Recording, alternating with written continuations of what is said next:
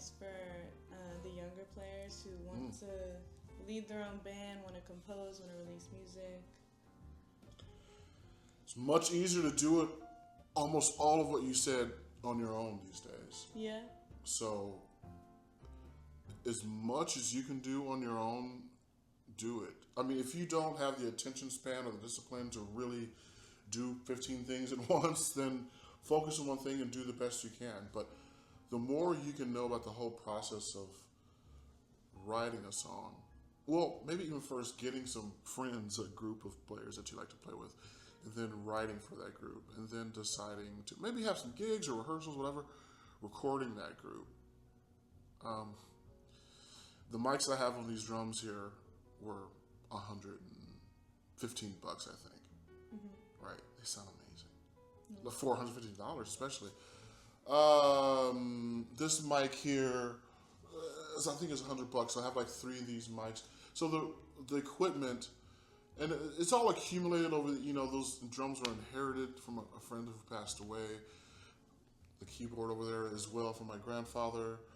But the mic, slowly but surely, over the years, I've built up and learned from YouTube. Also, I've asked recording engineers their process, but these same recording engineers I've asked, they have their stuff on YouTube and they're giving it away for free. Mm-hmm. Right. And not just them, but thousands of mixing engineers are figuring that out, right? So then there's the releasing part of it. You got CD Baby, DistroKid, you got other ways of actually putting it on the platform for the whole world to listen to. You can do all that without any management, without any, anyone, really. Yeah. You could do that all yourself. You can make a solo. I mean, if you're doing it solo without a band, all you need is a microphone and a computer and check out some YouTube videos and know how to mix and master and compare your stuff to other, and know that even in the mixing and mastering world, there's no rules. Every mix is completely different. You get 5 mixing engineers mixing the same record, you get 5 completely different results. So there's no real right way to do it. There's no set way. It's got to be this way. Use your ears, use your instinct, and be honest, and share it with people and get their feedback. And keep doing it over and over again. Yeah. And keep writing. You hear something, voice memos, just put it down. You'll be amazed at how well that transfers when it come back to it later and you're trying to make some music out of it. How much just having it as a 20-second voice memo could blossom into God only knows what. Yeah. Da da da da, da da da da. Right. What did that blossom into? It's like 4 notes that created a masterpiece. Mm-hmm. What are your 4 notes? Right. You know what I mean? I saw in another interview, you grew up with your dad and your grandpa, and they listened to a lot of jazz. Mm-hmm. How did having that in your family help you? How did that community of even just having the music on around, how did that influence you as a listener, you as a musician? Yeah, it probably influenced me in ways I can't even realize. I mean, you think of a kid who's around. I mean, I know many kids right now who have parents who both speak different languages. Yeah. Right. So they're picking it up both. Right.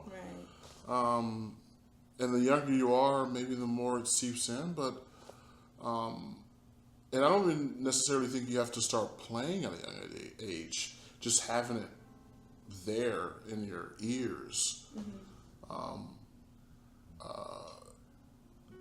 Developing your taste for what sound is, and I think the music, both my grandfather, whose music is slightly different. My dad was way more broad in the types of music and the genres that he listened to. His mixtapes were all over the place.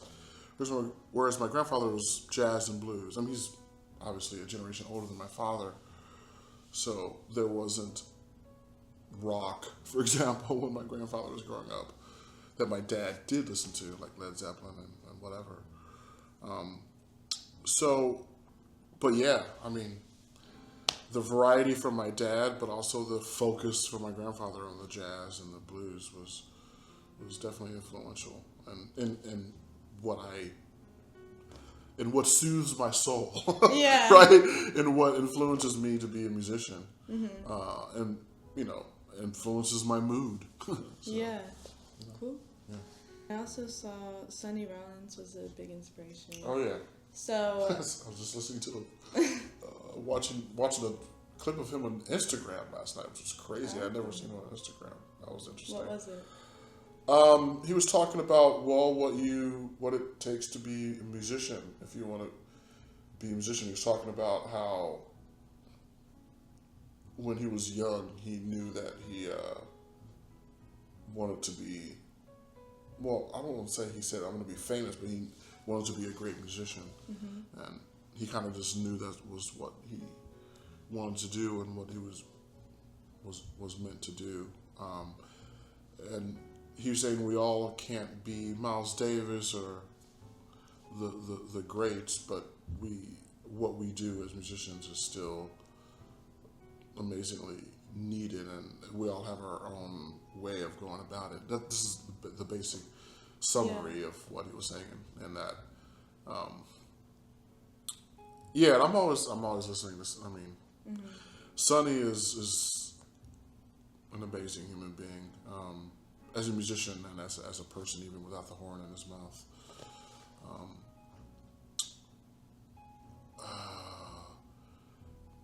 It's like all these moods wrapped up into one person, right? The Bridge to me is a really great example of all that. There's humor, there's seriousness, and there's aggression, and there's softness. There's all these different things, like explicitly in that record, and in his playing in general, right? And his sense of rhythm. I mean, I feel like he's a drummer that plays saxophone, and I try to tell all my students that be a drummer that plays saxophone. I know drummers and pianists and string players, they all have their hands to make the note, but we just our mouth is our hand. So think of it that way, right? We're making these percussive sounds with our mouth. And the notes and all the harmony and that beautiful stuff, that's important. Obviously, it has to be there, but that's second to the rhythmic. And I think Sonny just embodies that whole concept, like no one else. Well, because we can't be anyone else. So he's doing himself, and he's super authentically who he is. I mean, obviously, like Coleman Hawkins and Bird, and obviously the influences are there, but it's still his rhythm is what really made it him, right? So I always tell people the rhythm is your rhythmic concept is going to be the thing that really distinguishes you from everyone else. Like really lean into what your rhythm is going to be. Learn all the rhythms and all the cross rhythms, every rhythmic idea you can think about, and make it groove if it's supposed to. If it's straight, supposed to be floaty, that's cool. Maybe it's not supposed to groove, but most of the times it's supposed to groove, it's supposed to feel good, it's supposed to have a sense of time. Although time is an illusion, it's supposed to have a sense of time, a sense of consistent flow and groove. Yeah. So, and then comes the pretty notes that we play with giant steps or whatever, Nefertiti or whatever it is. So, right. Anyway. So then, Dayna Stephens, what is time? Well, it's an illusion. Ooh. Time is an illusion. That's, That's about it, folks. That's about it. All right. Thanks a lot. See you later. It's true. I mean, we have all these incredible ways to bring time into existence. I think I took down. Oh, there's a clock there. Yeah. Perfect. With no numbers. With no numbers. Because time is an illusion. I never even thought of that. Wow. So anyway, the planet moves extremely consistently around the sun. Like just for millennia and millennia and millennia, right? Just for millions of years, the sun, well, is consistently where it is, but our relationship to the sun is, and how consistently it moves around the sun gives us the illusion of time. Because it's so effing consistent. Right. Right. We can accurately go back 3,000 years and be like, on this day, 3,000 years ago. Right? I mean, calendars have changed, but the consistency and how we can calculate when and what happened with our crazy brains gives us, then there was a before and an after. But everything that ever happened and will happen happens now. Right? So it's like, what? But that's true too. What? What the hell? So it's and we have these metronomes that keep it madly consistent. So that's time. That's 1:46. That's probably Right. probably not 1:46, but but it's still not real. We have groove. We have probably, I imagine, billions of songs on iTunes and Tidal and Spotify that all convince us that there's a thing as time, a such thing as time. But I'm here now. I'm also not here as a preborn person. I'm also not here as a dead person, but I'm also here. I mean, it's all the same. And it's very easy to forget that because the world is organized in clock time. And working with the consistency of our relationship to that big, bright thing up there. And that's how we organize. That's how we even have this camera taking a picture of us right now. It's because we've really figured out some things and we've learned in some ways, not always, but from our past as a species. So we all have this. I'm 4 years old. I'm 44 years old. We all have this sense of time that's just embedded in our brains so that we can better communicate with ourselves and get some things done. But it's still an illusion. It's still an illusion. And for me, when I remember that, it helps me. Yeah. How Now, so? it used to scare me, but It soothes you now. it soothes me now because I've gotten used to that concept, I guess, but I surrender and I'm not trying to fight it. I'm not trying to convince myself, but the clock says, but the metronome, but yesterday Right. I'm trying, the fight To be so again. structured and organized, you're saying? Yeah. Okay. Well, the fight to disagree that there is no time. The fight against the concept of timelessness is not there anymore. Right. Whereas it was before. I mean, it's like, what do you mean? I have a doctor's appointment next week. What are you talking about? Right. No. It's you do, like, if you're going to pay attention and live in clock time. But when we live outside of time, when we're doing what we love, listening to music or 1,000 other things you can imagine doing that we love, then all of a sudden the clock time goes away. And then you're like, oh my God, it's dark. Oh my God, it's. Right. And you realize, you're thrusted back into clock time, which is an illusion. And that's what it is. I mean, it's almost like I've just been talking for 5-7 minutes about nothing. Right. It's an illusion. Because it's an effing illusion. But it's amazing. I mean, to go back and forth is kind of an experience in itself. Yeah. Right? And creating time, which is an illusion, but creating it is fun, is an experience. It gives real emotions to us. Right? The illusion of living in time does give us something. But at the end of the day, Time is an illusion, folks.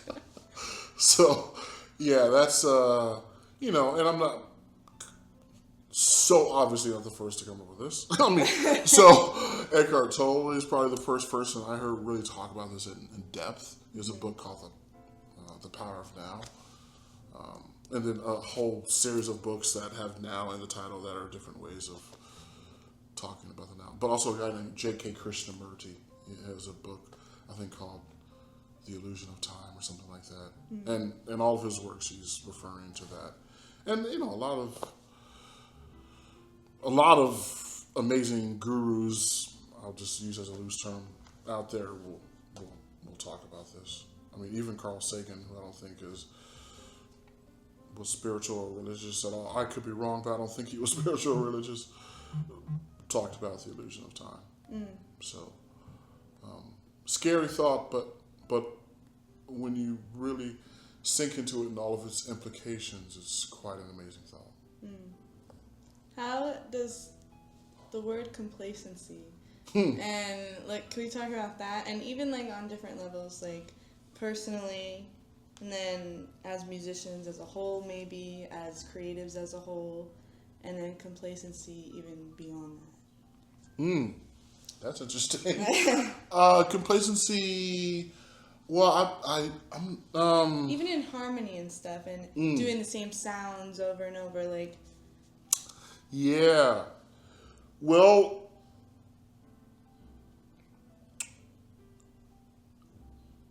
this is. I feel this wants to touch a little bit on free will, and I kind of almost don't think there is a free will. Oh. That's interesting. Yeah. Because because this is coming from a controversial figure called Sam Harris, not the pianist, the neuroscientist or the singer. There's a lot of Sam Harris out there, but anyway, you can't choose to do something you've never been exposed to. If I chose you to tell me your favorite 3 movies, you can't choose a movie you've never seen or heard of. Right. So we're only limited to make choices of things that we've experienced and know. So that alone is limiting our will to do a lot. So complacency, familiarity in music, there has to be. Well, it doesn't have to be, but the vast majority of popular music, and I'd say all popular music, has a lot of familiarity with it. A lot of stuff that there has to be some new in it, but there's a lot, like the beat, where the snare is hitting. There's many elements of the music that sound familiar, right? And it's just that little bit of percentage that's new that makes it all new. So the complacency is in that familiarity, I think. Right, the stuff that we do that may feel complacent, like the harmony moves 2 to 5 1. That's a familiar feeling, and maybe the new is how it unfolds and where it unfolds in a particular song, or if it unfolds at all, or if it deceptively unfolds, or right. But there's that the complacency is what allows us perhaps to more appreciate the new parts of it, which make it all new. I'm just talking on the fly here because I've never thought about complacency in a grand, broad way. But that's what I'm imagining. That's what resonates with me at the moment. Yeah. So complacency, it feels like it might be a negative term, but it's also, I think, something that's we can't ignore. Now, so I'm also thinking of The Rite of Spring, which is 1905, 06, forget what year it was. But when it first was played, it was so much new, rhythmically and harmonically, that you all know there's riots about it. You know, they're like, what is this? It was way too much. The next year, the guy walked out of the same hall, I think, in Paris, like on the shoulders of people, because he was seen as a hero, because it took him a year to realize, oh my Lord, what is this, right? So it's like, what is your mix of new and complacency, one might say? So that's complacency in music, but complacency in how we eat, what we choose to eat, right? Going back to free will, I'm not gonna go for a cuisine from a country I've never Well, I think I've heard of every country by now, but maybe. Anyway, or I'm not going to go for a cuisine I've never heard of, or a store I've never been to. Mm-hmm.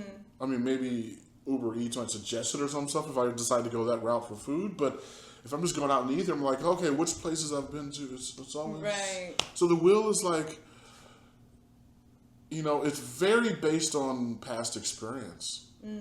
This is why our early childhood life and how we live it and what happened in our early childhood life is stupid important. Yeah. Stupid important.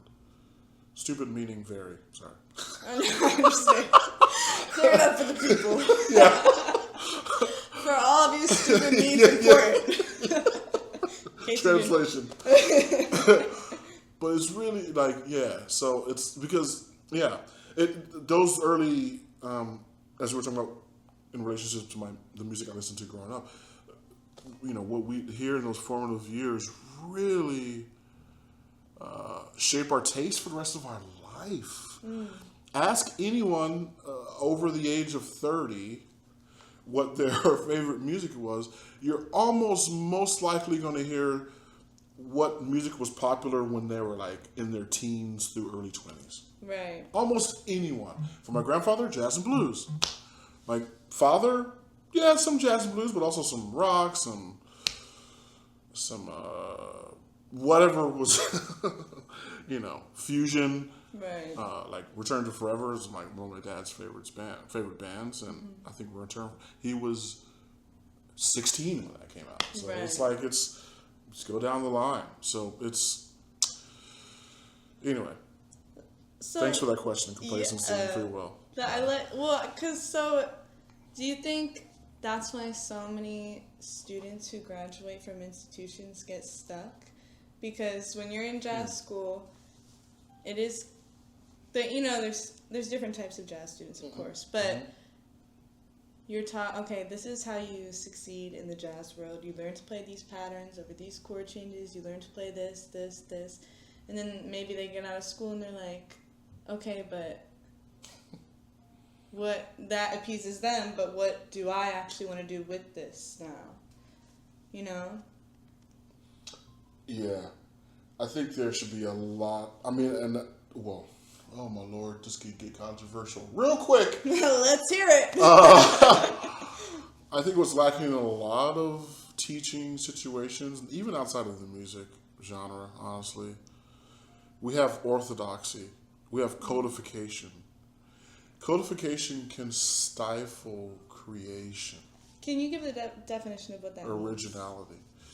Codification. Like codifying, like, I'm pretty sure when Bach was writing the music, he wasn't like, oh, I have this rule. But we come back later after the fact and make all these rules. We codify what Bach's music. To make it more digestible. Yeah, but then we dogmatize. I put that in a similar category as codify, but we dogmatize it to where this is what it now has to be this in order to be correct. That was not the mindset of Bach. You know what I'm saying? Yes. It's not the mindset of anyone that I think we feel is a popular musician and is an innovative musician.